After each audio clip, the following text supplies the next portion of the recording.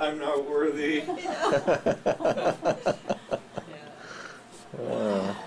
get her to stand by that. I was trying to get her. Oh yeah. Oh yeah. Portrait with her. Yeah. Yeah.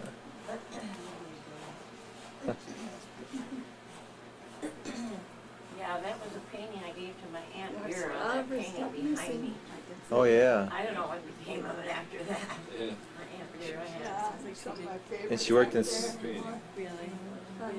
But that one over there, that Morning Glory one. Oh, really? Yes, that one I'd love to find. On the way to Madison. Yeah. But those trees are all down, they're slaughtered. They got big cement highway. And this one was in their apartment when we first got it. Yeah. Oh, it's like that. Looking down. Yeah. And the flowers are down, and the crack is great. Yeah. Uh-huh. And she has a bouquet of Oh. flowers that I had in California for 10 years. And it's not. Apparently, it is in the museum. It's that bouquet is here. Is, That other bouquet. Yeah, They just Yeah. put up the ones that Yeah. her son runs the gallery Okay. now, I think. put that one. Did you get in the gallery? Her son runs it. well, here he is. And Lois, Hello this is there. Graham. Nice to meet you too. Oh, fine. We rushed ahead and had to get a preview. This is Dan Chogrin. This is Graham. Hi. Hi, Lois. I'm Bonnie North from Milwaukee Public Radio. Very nice to meet Oh. you. Yeah, we just came through your town. We came through Wanakee. Just coming here. Yes, we did. Yeah. It's not the same anymore. No, I guess not. It's all built up now. Yep. I haven't been back there in Everybody's 12 years, 13 years. First time I'd been, but we came from Madison. Oh, and yeah. So we came up through that way. Very nice. Wanakee's still there, huh? Yeah. Yeah, they haven't gotten rid of it yet. So. Oh, it's warm in here. I should have worn something cooler. It's hot out. Yeah. It's miserable. It's like 95 and Oh, humid. is it? Oh, yeah. Oh, dear. Yeah, it's awful. It's awful. She was just who she gave the picture in the picture to. She said, I don't know where it is. Oh yeah. So that's Your a name is? mystery I'm missing Bonnie. out. Michael, that's your job is to find that Find that painting. picture, I know. And I'm a pretty good sleuth. Hi, Graham, I'm Chris. Our director is Nice to meet you. Very good. It's the art delivery service. Courier. On his ever so capable shoulders. Yeah, All the it was before I transportation got here. fell. Yeah, he gave me a write-up in Milwaukee. Okay. Bonnie wants to just tell me that you were in Tom's office. Yeah, he was Sure. there for a long time. Yes. Yeah, I can't think of his name. Yeah, well, he's a And Graham says that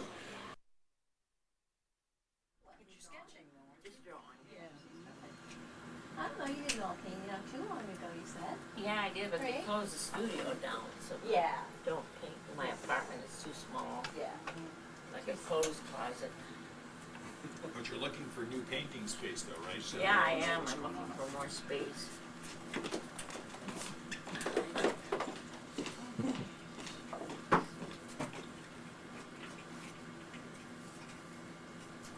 you could probably put your first name. Yeah, well, I'm guarding my money. I know, Yes, I I know. won't take it a chance. Not really. I went to the bank. Is that good? Yeah. Robbed it. Yep. They don't pay us much in public radio, but they pay us enough so I don't have to steal from artists. Yeah, interviewees. yeah, exactly. It's like, I'll do an interview, but yeah, I gotta pay.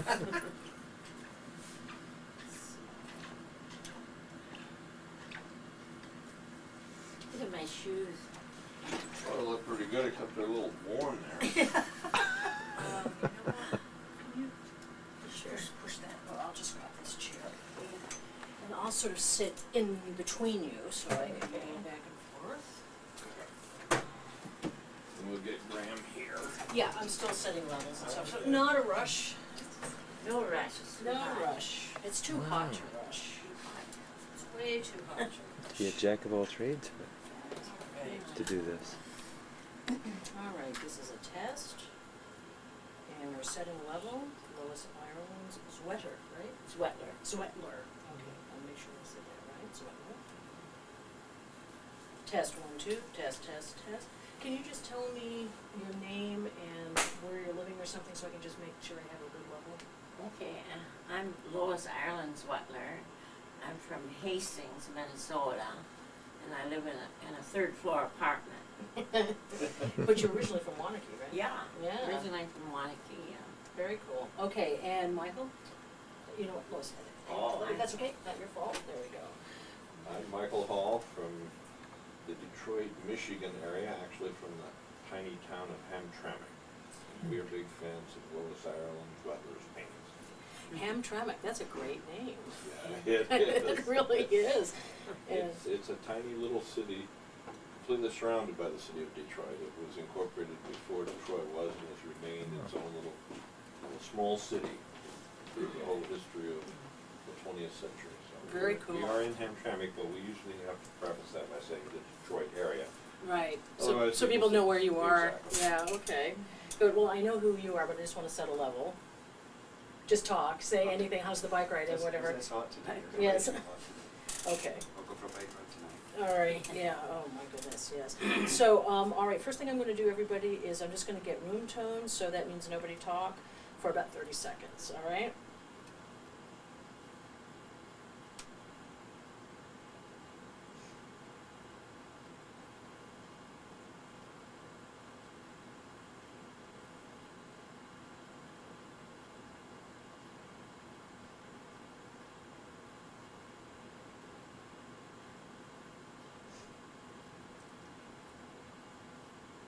Okay, great. I'll let them know up front, so if you want to come on in and close the door, Yeah, that way if people start coming in, somebody we- starts kind of clamping down on the wooden floor. we don't do that. We won't have to take the thing. Fortunately, we can edit, so that's really good. But anyway, thanks everybody, and thank you, Lois, for agreeing to do this. I really appreciate it. So, Graham, let's start with you and why this is being done, and then we'll turn it over to these two. One of the reasons for doing an exhibition like this is because, as the Museum of Wisconsin Art, it's important for us to show not only the contemporary Wisconsin artists, which we do, but also go back and show the historic Wisconsin artists, and not just the names that people have heard of, that people are familiar with, but the ones that to a certain extent have, no disrespect to them, it's going to fall in through the cracks a little bit. And when Michael approached Tom Litke, the director here, about doing this exhibition, Tom very readily agreed to do the exhibition. And when you get the chance to put together a retrospective, the first retrospective of an artist's career, it's something really quite special. And so this is the first time all of these paintings are actually being in one room together. And as we move on with the new building plans here in West Bend Museum of Wisconsin Art, it's important that these are the artists that we cover. So it's just a special exhibition for us to put on. How many paintings? There are 17 paintings, 17 works of art. There's one drawing and one small lithographic. So 50 paintings and one drawing and one lithographic. Okay. And is there anything else before, of course this will all get cut out, so, do you want to say before I get into the meat of it? Just one thing, it was really interesting. We put together the catalogue and we decided that there were going to be 17 works illustrated in the catalogue, and that was, we just hit it right on the nail, because we got 17 works in the gallery, and I don't think I could squeeze in another painting. It just fits the gallery perfectly, so it's all just come together incredibly well. And it's all downstairs, right? It's all downstairs, and it's a small, we call it the Focus Gallery.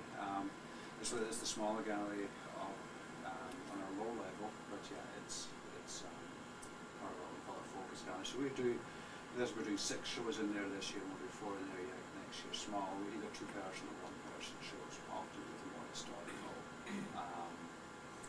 bent to them, because the lower level of the museum is usually where we exhibit a permanent collection. Okay, good enough. And so, what I'd like to do then is have you come in a little closer. Michael, you can slide toward me, because that way what I can do is go back and forth a lot easier. So, no, we'll move you. We'll move to you. So that is fine. Can you see over there? Yes. Since you're trying to get everything on tape. There's a reason I'm in radio, okay? So I'm not used to cameras. I'm not used to cameras. So. Lois, it is such a pleasure to meet you and to, basically, you're part of Wisconsin artistic history. I mean, I just think it's great that you're here. When did you start painting? Well, I was drawing when I was 3, but I started to paint, I think, around 10 years old. Sears Roebuck oil paints, wooden box from Sears Roebuck. My mother sent for it. And that was the beginning. And why oil paints as opposed to watercolors? I don't know, Like it? because you could cover it up better. Get your mistakes over, yeah? Yeah, and, well, I mean, I like to draw and then fill in with watercolor, you know, or gouache. I like gouache a lot. That's opaque watercolor, a little pastel. Well, did you teach yourself, or did you take lessons, or how Well, did you? I did take lessons from a lady in Madison. Her name was Barbara Dudley, and she lived on Cherokee Drive in Tacoma, and she gave me some basic things about art, like watercolors out in the country, and finger painting. I never used finger painting, but I did do it with her, and we didn't do oils, though. I did that on my own.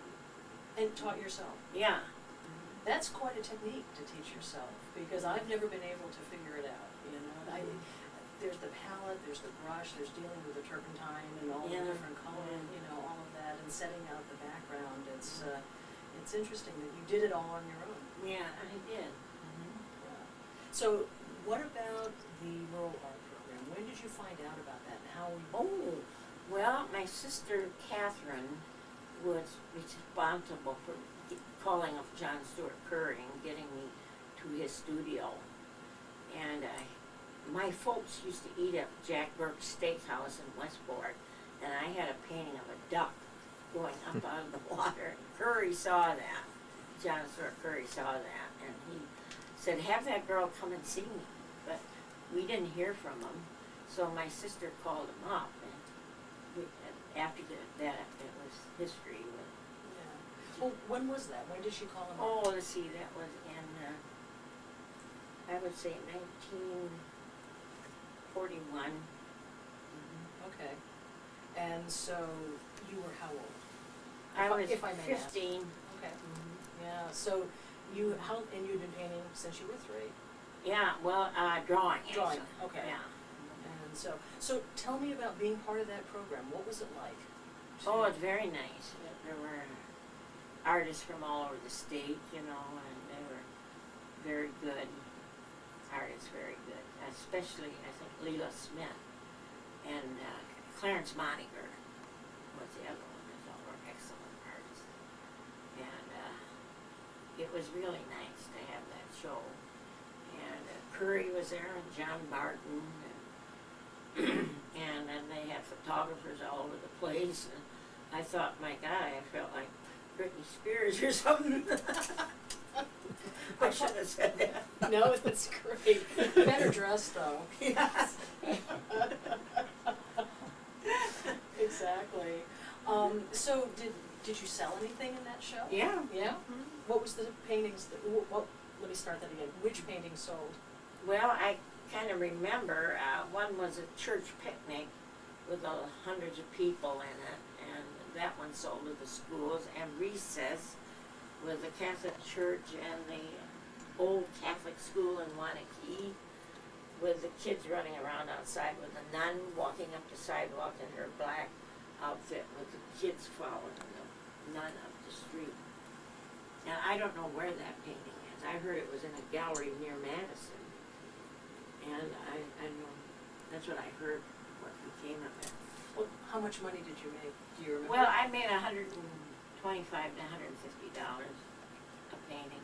That's great. It was in those days. Yeah. In So the 40s. what did you do with it? I don't know what I did with it. I just spent it on more art material, I think. More art material. And so how long were you part of the program? For about 3.5 to 4 years. Okay. And then you went on to do what? Well, I went on to, see, what did I do next? Let's see. I went to university 2 years. but I didn't stay to teach, I just wanted to paint. So I went to New York City, to the Art Student League in New York. I know exactly where that is, yeah. Do you? Yep, Yeah. yeah, it's right, it's like on 47th. 47th Street. Yep. And studied with Frank Dumont, and that's where I did the sketch of the old man's head in his class. And that's here. It's here. And then I did several watercolor drawings there. I didn't do any oils there. But I didn't like Yasha Kunioshi, you know, because he said, "You're a stubborn Midwesterner, get back there. Get back to the Midwest. You can't paint farm scenes in the middle of New York City." We're gonna wait and see. Okay, I guess they got it. Somebody got it. Okay. So after you were there for a year or two? A year. Yeah. And did you come back to the Midwest? Yeah, I did. Then I painted that Morning Glory then, and that scene with the snow with the horses in it, you know. Okay. And then I decided to go to Europe after I painted a commission for National Credit Bureau, portraits of the founders of the credit union. Then with that money, I went to Europe and spent 3 months in Europe. Where? In Paris, Switzerland, and Italy was the best place, because that's where the Renaissance was. All the paintings of Da Vinci and Michelangelo. It was so great to see that. Yeah. Going there is sort of like being in a Disneyland. Yeah. For artists, I For think. artists, yeah, it is. Yeah. In Florence, the Uffizi Palace and the paintings there. And I really got fed up with paintings after a while of going to museums, so I didn't know what to do, so I ate. It's one of the best things to do in Italy. Yeah. And then you came back and you've been sort of painting and drawing ever since? Well, not so much, because I live in a small apartment and I don't get inspiration at all there, so I'm just sort of hanging on, and waiting for change of residence. Okay. But I understand you still draw. Yeah, I still sketch. Yeah. Where do you like to go? What do you do? I like to go to the coffee shop. They have Caribou there. They used to have Professor Javas there, and that's where all the artists and writers hung out in Hastings. But they closed it down, and they took the heart out of that town when they closed up, because they couldn't afford the rent. I went there for 9 years for lunch and coffee. And are there any drawings or paintings from that time here? I know I did a painting of Marilyn Monroe, and that was hanging in a coffee shop for about 8 years. Okay. And I didn't have any farm scenes in there. No. But you could have here. Yeah. It's okay here. Yeah. Not in New York, but here. Yeah. So, when you have your change of residence, are you going to paint again? Oh, yes. Yeah. And what are you going to do? Do you know yet? Well, I made some sketches of farm scenes, and I want to go back to the farms again, I think, and try and do more people pictures. You know. But I do portrait studies of the girls that work at Caribou and Pencil. You know. And I used to do them in my apartment for $50 a piece. Anniversary people and wedding people and dogs and cats and all that. Would people bring cats to your apartment and you No, draw? I did it from photos. Oh, okay. Yeah, I'd rather do it from live sitting, so. Yeah. But I did it from photos. I did quite well with Hastings. Oh, maybe again.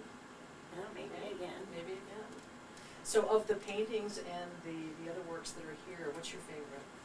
I like that one of summertime with the trees and the red barn and I like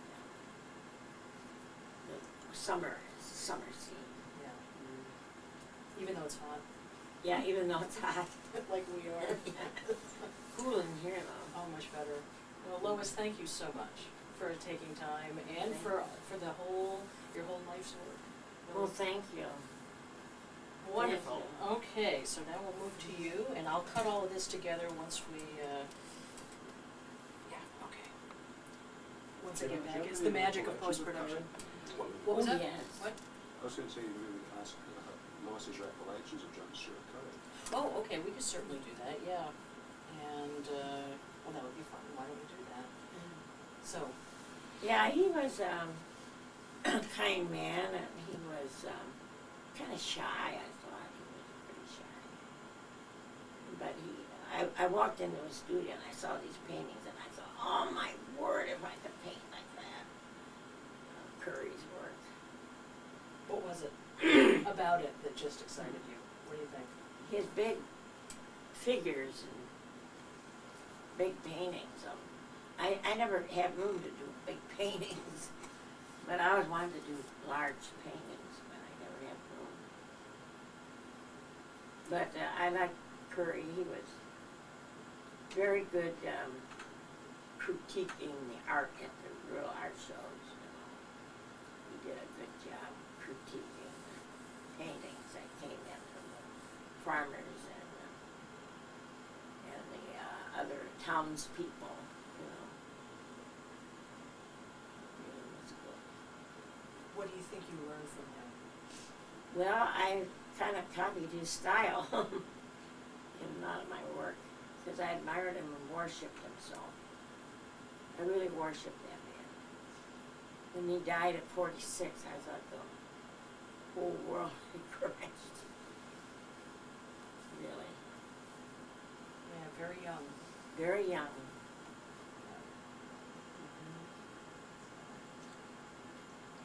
Anything else about him? No, I don't think so. Okay. All right. Well, good. Okay. And then we'll move this over here, and I will talk to you. Fine. Okay, Michael, thanks again, and thanks for coming from, now remind me the wonderful name of the town? Hamtramck. Hamtramck.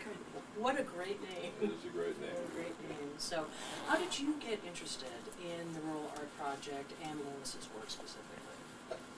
Well, my wife Pat and I began collecting paintings from the Upper Great Lakes region in about 1990. And sooner or later, our investigation of that work led us to a tattered old volume of a book called Rural Artists of Wisconsin, which was written by this man, John Rector Barton, that Lois mentioned a minute ago.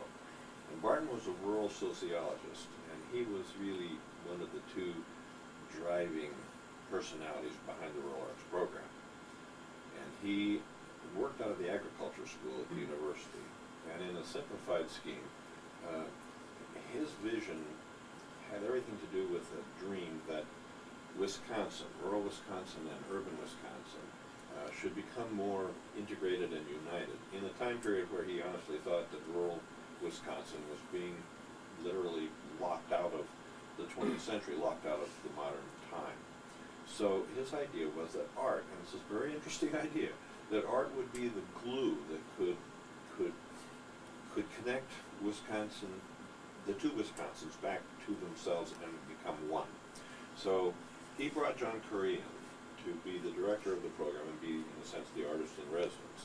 But the mission was not so much to turn these rural artisans and craftspeople into artists, but to just encourage their work and bring them into a contact with the university community and the larger cultural community of the state of Wisconsin.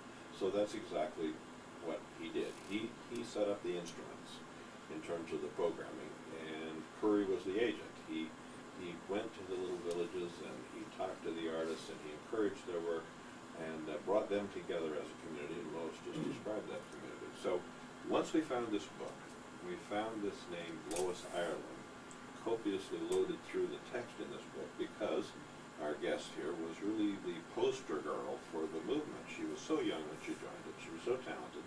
Curry recognized that. Barton recognized that. And so with this tattered book in hand, we thought we need to find out a little bit more about this artist. By the way, an artist that we assumed was deceased. So Pat and I went... Much to your chagrin. Pat and I I launched ourselves in, you remember the Star Trek episode, The Search for Spock? Oh, yes. Yeah, well, this was the search for Lois. And long story short, through one lead and another lead, and lots of cold calls to very helpful people in little towns throughout central Wisconsin, usually in the bureaus of vital statistics in little courthouses, we finally got a lead and got a name for Lois's son in Minnesota. And so made a phone call up there, and we're trying to get some biographical information, find out about the missing artist. And I said, could you give us a death date for your mother? Well, I don't think so. She's alive and well. So that was it. I mean, we determined then to meet Lois and get her story, and we were doing some research for an exhibition at the Columbus Museum of Art in Columbus, Ohio, which was going to be a survey exhibition of works from the WPA period and from artists who were working in the 30s, 40s, and early 50s throughout the upper Midwest. And so we were able to secure a loan from a private collector of a painting of hers, which we hung appropriately right opposite John Curry's painting in the same show. And Lois's two sons very gallantly brought her to the opening, all the way down to Columbus, Ohio, and she walked in, and instant celebrity, instant recognition that here was a person who was, you know, a living link to an important chapter of the regional story of the art of the upper Midwest. Someone who had been in the Rural Arts Project, someone who had known John Stuart Curry and in that sense been a protege of his, and who had this sort of special career all her own. So that was, what, maybe 12, 14 years ago. And over time, all of us have become friends, her sons, and Lois, my wife, Pat. And then I knew Tom through correspondence when Pat and I were doing other research on the region. And so when we decided that the show, someone's put together a show of Lois's work, and Lois should see her paintings together again, something I know she wanted to have happen. So I made one phone call, and that was to this museum. And Tom, who I only knew from correspondence, said, sure, we can do that. Is August good? And you could have, I mean, the cheering and clapping was enormous, right? We were on, and so I said, absolutely, we'll do this. And all the family and all of the collectors have been so generous in loaning pieces and hand delivering them to the gallery here, really to keep the costs down and to help out with the printing of a catalog, which is really, I think, the first catalog. Nice catalog. You've never had a catalog before? No, no, this is beautiful catalog. Wow, I was amazed. Yeah. Oh. And all the paintings are reproduced in color. I mean, this is a catalog. Even I'll plug it right now. It's a very small printing, and it will be out of print very quickly, but it will go into the bibliography as sort of the defining document on Lois's achievement and her work, and something people can keep. I mean, the pictures are all brought together in this catalog. So Tom saw the wisdom in this and saw the perfect way that it fit his vision of what this museum is, what it wants to be, what it's going to be, and so it was easy. Once he said yes, and we had an August date, I called Lois and said, "You ready?" I said, "Strap on your seatbelt, because there's not a lot of lead time on this, but we're going for it." So. And hopefully not a bumpy ride. No, it was a smooth ride. Everybody made it smooth. That was the wonderful thing about it. Yeah. So we're all here today to see the pictures together and to toast the poster girl who's a poster girl again. Yes, the Britney Spears of the Rural Art Project. But tell them how you define yourself as. Oh, I define myself as a Halley's Comet. I show up every 75 years. Okay. Okay, the Haley's Comet. Haley's Comet. The Haley's Comet of the Rural Art Project in Wisconsin. That's great. I wanted to ask a little bit, you mentioned WPA earlier. Now, was the Rural Art Project part of a WPA grant, or was it separate from? No, actually, the Rural Arts Program is unique in the annals of American art history. It was the brainchild of a few very progressive administrators here who instituted it for the reasons I just described. But it was in time frame, sort of at that moment, that one little moment when American art became, in a sense, democratic. There was the notion that art from rural Wisconsin and art from New York City and art from Santa Fe, New Mexico would all come together to define and and describe American art. And so for a 10-year period, this really was the case, and most of the artists involved, both in the WPA and in certainly the Rural Arts Project, were what we would call painters of place. And the idea that place and self were inextricably tied together as an identity would suggest then that in combination, lots of paintings of place by lots of people identified with different places could ultimately describe the bigger place called the United States or America. So it had a political aspect that infused the art aesthetic, you know, with a particular focus. And Lois Ireland Zwettler was one of the great painters of place. And if you question the connection between self and place, you need only look at her pictures to find the answer. They become the same in that work. And so in that sense, it's a meaningful and a special work in a view of world art. Well, I want to thank you so much for agreeing to sit here in this cramped room and talk to me, and I wish you the best. Are these paintings going to go after this, and maybe Graham, are they just going to disperse back, or is there going to be, now that you're famous again, you know? Oh, am I? Are these paintings going to be out somewhere? Does anyone know? I kind of throw it out to the group here. There are no plans to travel the show, but I think now that we've kind of done, collectively we've all done the legwork, we now know where these things all are, and you know, so the possibility of it going to another venue somewhere within Wisconsin would be measurably much easier now that we know where they all are. And I would say, sort of parenthetically, that speaking as a collector and speaking for the other collectors that Pat and I contacted to secure a lot of the loans here, collectors develop a very strong bond with Lois Ireland paintings. The painting becomes sort of part of your family, and so some of these loans were always qualified. Now, just for a short time, right? Because there's going to be a hole, you know, over on the wall over our sofa, and we need that picture back because it's part of us now. So loans for a long tour, or to travel around, would be another matter altogether. So we did sort of promise the owners that they get their children back. But I also agree with you that, you know, it's, and Graham, if an opportunity came up to reconvene this show or one similar and travel it, of course I think the lenders would join in, but for now they were... If the things Yeah. Well, let's hope that you'll have some new work for the next one. Well, I hope so. Yeah. I haven't been feeling too well, so I haven't been painting. Well, hopefully you'll feel better, and we'll have some new work. Yeah. Lois Ireland Zwettler, thank you. Oh, you're welcome. Thank you. And Michael Hall, I really appreciate you talking with me. Well, thank you. My pleasure. And Graham. Thanks, fine, thank you. Okay, everybody, that was great. Yeah, I flipped them on to be able to call as my Yeah, we would take the call. Yeah. If somebody else is... They have to work out. Yeah, right. It's like, what are you going to give us?